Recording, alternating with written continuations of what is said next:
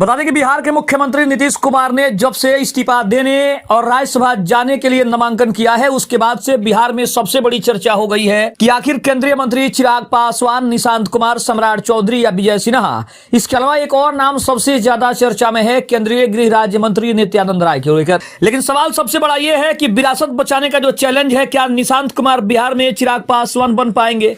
सबसे बड़ी चर्चा हो रही है।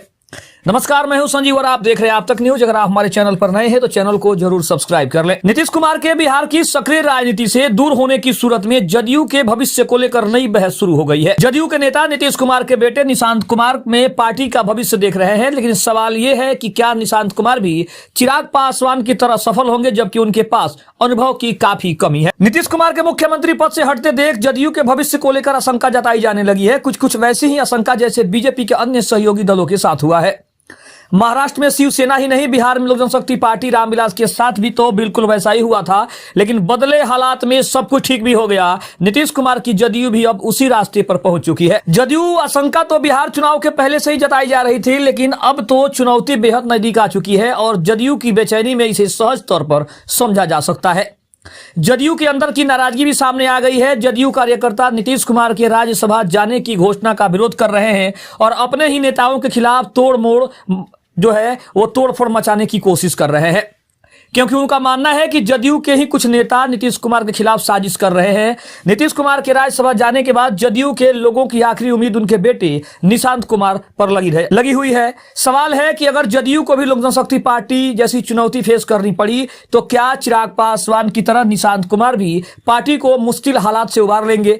दोनों में बड़ा फर्क यह है कि निशांत कुमार के पास चिराग पासवान जैसे कोई राजनीतिक अनुभव नहीं है। चिराग पासवान के सामने मुश्किलें तब खड़ी हुई थी जब उनके पिता रामविलास पासवान का निधन हो गया था। चिराग पासवान खुद को प्रधानमंत्री नरेंद्र मोदी का हनुमान बताते रहे, लेकिन अपना हक हासिल करने के लिए उनको इंतजार और संघर्ष दोनों करने पड़े थे। निशांत कुमार को भी बीजेपी नेतृत्व पर चिराग पासवान की तरफ पक्का यकीन रहा है, लेकिन चुनौतियों तो उनके सामने भी वैसी खड़ी हो सकती है जैसे चैलेंज चिराग पासवान के सामने प्रकट हो गए थे। बिहार चुनाव के समय मीडिया के सवालों पर निशांत कुमार का कहना था कि बीजेपी नीतीश कुमार को ही मुख्यमंत्री बनाएगी और नीतीश कुमार पहले की तरह मुख्यमंत्री बने भी। कहीं कोई किंतु परंतु जैसी बात नहीं दिखाई दी। हालांकि अभी कुछ मीडिया रिपोर्ट्स में कहा जा रहा है कि केंद्रीय मंत्री अमित शाह नहीं चाहते थे कि 20 नवंबर 2025 को नीतीश कुमार मुख्यमंत्री के रूप में शपथ लें।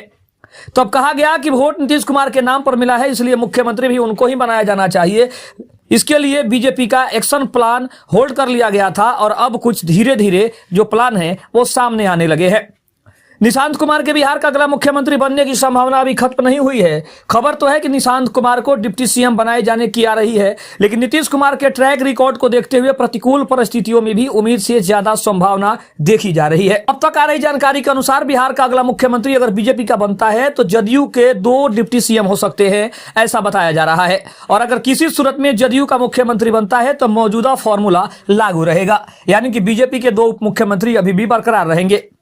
नीतीश कुमार के मुख्यमंत्री पद से हटते देख जदयू के भविष्य को लेकर आशंका जताई जाने लगी है। आशंका तो बिहार चुनाव के पहले से ही जताई जा रही थी, लेकिन अब तो चुनौती बेहद नजदीक महसूस की जा रही है और जदयू की बेचैनी में भी इसे सीधे तौर पर समझा जा सकता है।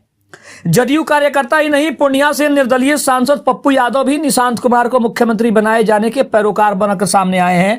पप्पू यादव ने सोशल मीडिया पर एक पोस्ट में बिहार के नेताओं से निशांत कुमार को मुख्यमंत्री बनाने की गुजारिश की है।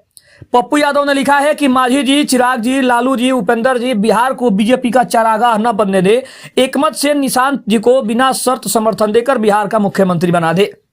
बीजेपी के लिए बिहार का दरवाजा बंद कर दें। भविष्य की राजनीति आपस में फरिया लेंगे, इतिहास में अमर हो जाओगे, बिहारी स्वाभिमान का प्रतीक बन जाओगे। नीतीश कुमार हमेशा ही राजनीति में परिवारवाद के विरोधी रहे हैं। लालू यादव और तेजस्वी यादव के साथ साथ चिराग पासवान भी नीतीश कुमार के निशाने पर रहे हैं। नीतीश कुमार 2020 के बिहार चुनाव में जदयू को हुए नुकसान के लिए भी चिराग पासवान को जिम्मेदार ठहराते रहे हैं और लोक जनशक्ति पार्टी में कुछ दिन के लिए हुए बिखराव में भी नीतीश कुमार का ही हाथ माना जाता रहा है।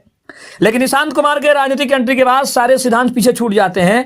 बिहार की कमान नीतीश के हाथ से फिसल जाने के बाद निशांत को सब अकेले ही संभावना और संभालना दोनों एक साथ करना होगा। नीतीश कुमार की सेहत उनका साथ नहीं दे रही है और इसीलिए उनको बिहार छोड़ने के लिए मजबूर होना पड़ा है। पिता की तबीयत खराब होने से पहले ही चिराग पासवान राजनीति में आ चुके थे, लेकिन निशांत कुमार तो अभी तक सब कुछ दूर से ही देखते आ रहे हैं, इसीलिए राजनीति का जो अनुभव है उनको काफी कम है।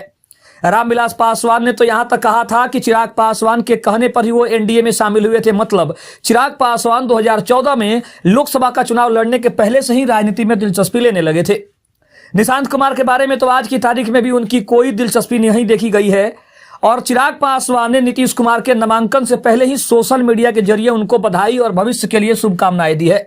चिराग पासवान ने नीतीश कुमार के कार्यकाल की भी तारीफ की है और राज्यसभा में बिहार का प्रतिनिधित्व करने के उनके फैसले को साहसिक और दूरदर्शी कदम भी बताया है।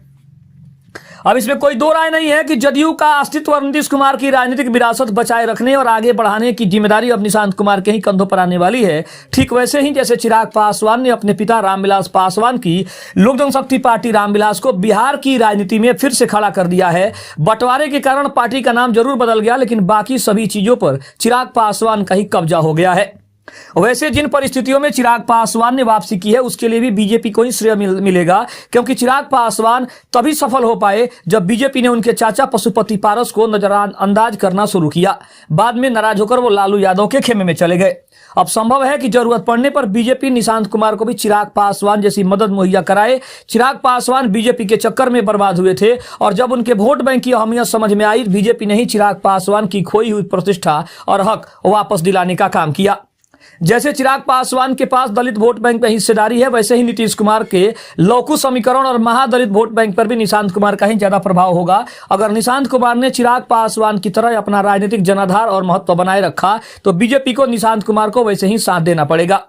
जैसे चिराग पासवान की राजनीतिक समझ रामविलास पासवान के सक्रिय रहते ही देखी जा चुकी थी, निशांत कुमार की प्रतिभा के बारे में अभी तक सार्वजनिक तौर पर किसी को भी कुछ पता नहीं है। हो सकता है मौका आने पर निशांत कुमार जौहर भी दिखाएं, प्रतिभा का लोहा भी मनवाएं और खुद को साबित भी कर दे। कभी इंदिरा गांधी को भी देश की राजनीति में एक गूंगी गुड़िया माना जाता था, लेकिन अपने दम पर इंदिरा गांधी ने न सिर्फ प्रधानमंत्री बनी बल्कि राजनीतिक विरोधियों के लोहे चरे चबाने तक को मजबूर कर दिया था। सत्ता गंवाने के बाद फिर से बाउंस बैक किया और आखिरी सांस तक अपना दबदबा कायम रखा। अभी तो नहीं, लेकिन संभव है आने वाले दिनों में निशांत कुमार भी चिराग पासवान से आगे निकलते हुए नजर आए। रिपोर्ट कैसी लगी कमेंट में जरूर बताइएगा। अगर चैनल पर नए हैं तो चैनल को जरूर सब्सक्राइब करिएगा। तब तक के लिए धन्यवाद। जय हिंद, जय भारत।